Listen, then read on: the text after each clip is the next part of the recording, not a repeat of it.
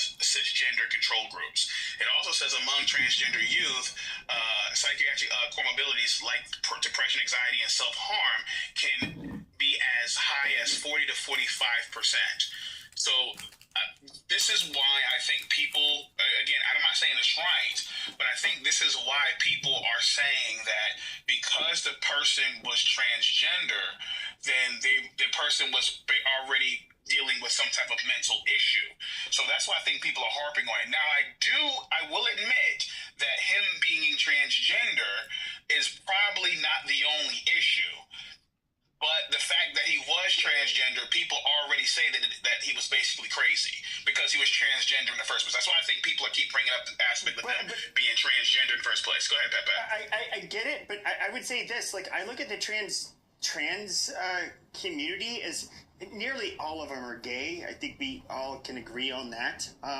I see them as basically being what would have always been very feminine bottom bitches to begin with, and now they had the option to look more like a fucking female and, you know, get railed by, you know, heterosexuals. You know, I guess that might be their preferences, but their preference is obviously men in general.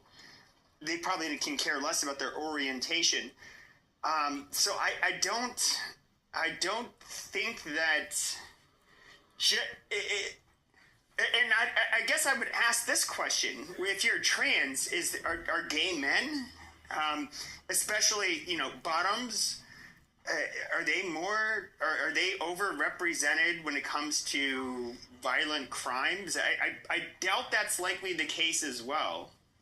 Gay men are just trans who don't have the balls to cut off their. Yeah, but most trans don't cut off their. Yeah, but most trans don't cut off their dicks. It was a joke. No, I know, but most trans women, if you'd call them that, I wouldn't, but they don't cut off their dicks. They get breast implants, hormones. Maybe they do some shit with their face, with plastic surgery.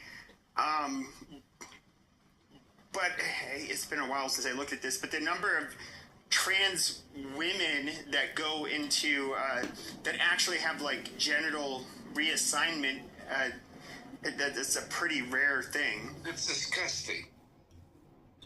Well, at the end of the day, if we're going to talk about mental health, I think we should bring back insane asylums, to be perfectly honest with you. I think we should bring them back. Again, I don't think we should have some of the heinous safety situations that were taking place in them, but I think they should definitely be brought back because obviously we need one, because a lot of these individuals have no place